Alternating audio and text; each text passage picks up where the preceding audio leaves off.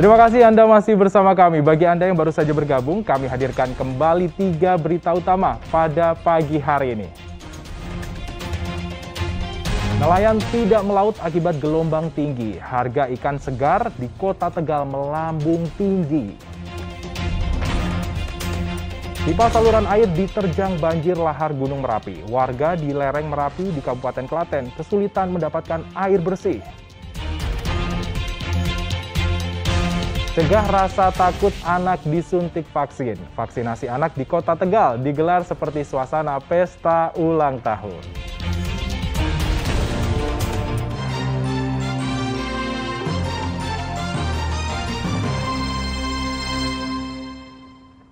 Kurangi rasa takut pada anak-anak, pemerintah Kota Tegal menggelar vaksinasi anak seperti suasana pesta ulang tahun.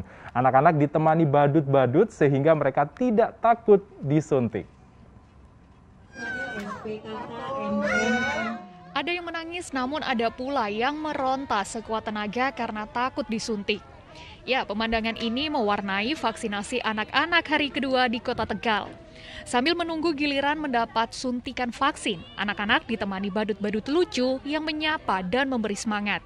Vaksinasi hari kedua diikuti anak berusia 6 hingga 12 tahun dari tingkat taman kanak-kanak hingga sekolah dasar.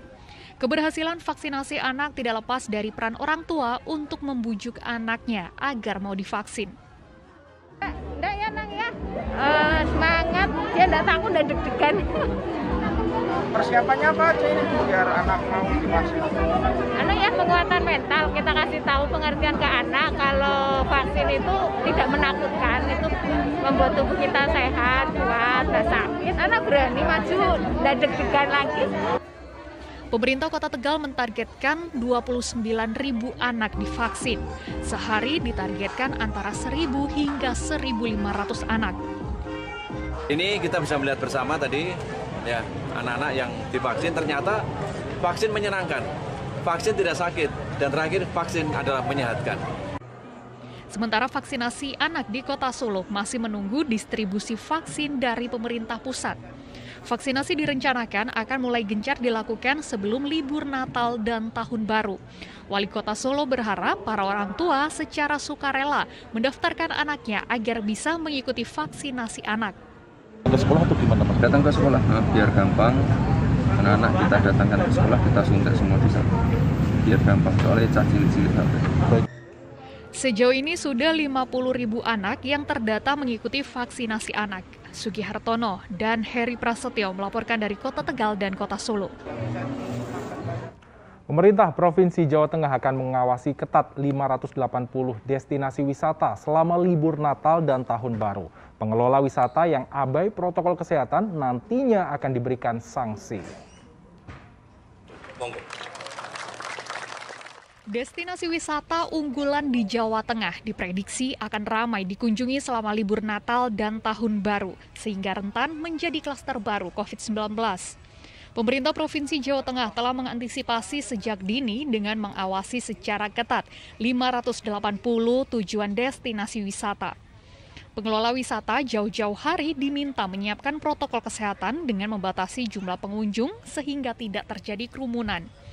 Tempat wisata yang tidak siap menerapkan protokol kesehatan akan ditutup sementara. Sudah boleh buka kok, tapi ya dibatasi. Karena bukan untuk kepentingan siapa-siapa, semua pihak.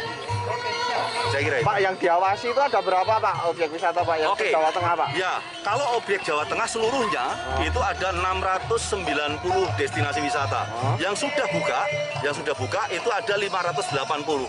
Jadi kurang lebih 80-85% buka. Tapi yang lainnya masih tutup. Selama libur Natal dan Tahun Baru, sebuah destinasi wisata hanya boleh menerima kunjungan 50 hingga 75% wisatawan dengan protokol kesehatan yang ketat. Krisna Agung melaporkan dari Kabupaten Klaten. Sementara itu, seluruh aparatur sipil negara di lingkungan Pemprov Jawa Tengah dilarang cuti selama libur Natal dan Tahun Baru. Cegah mobilitas atau mudik Natal dan Tahun Baru, pemerintah Provinsi Jawa Tengah melarang seluruh ASN mengambil cuti. Larangan berlaku mulai 20 Desember 2021 hingga 2 Januari 2022. Larangan cuti sebagai bagian dari cara pemerintah Provinsi Jawa Tengah untuk mencegah penularan COVID-19. Jika ada ASN yang membandel, maka akan diberikan sanksi tegas dari penundaan kenaikan pangkat hingga penurunan pangkat. Di tanggal 20 sampai tanggal 2 Januari. Ini untuk menghindari mudik karena ASN itu kan sebagai panutan, sebagai contoh sehingga jangan untuk memberi contoh masyarakat untuk tidak melakukan bepergian di Natal 2021 ini. Kebijakan melalui surat edaran ini diharapkan bisa diikuti semua ASN sehingga menjadi contoh bagi masyarakat. Ali Mustakfirin melaporkan dari Kota Semarang. Para aktivis anti korupsi berunjuk rasa di kantor Bupati Batang. Para aktivis menggelar long march ke kantor Bupati Batang Rabu siang. Mereka kembali mengingatkan Bupati dan jajarannya agar tidak mengkorupsi uang rakyat.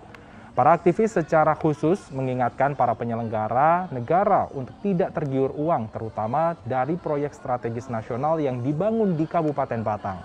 Unjuk rasa sebagai bagian dari cara aktivis merayakan Hari Anti Korupsi Sedunia yang jatuh tanggal 9 Desember tiap tahunnya.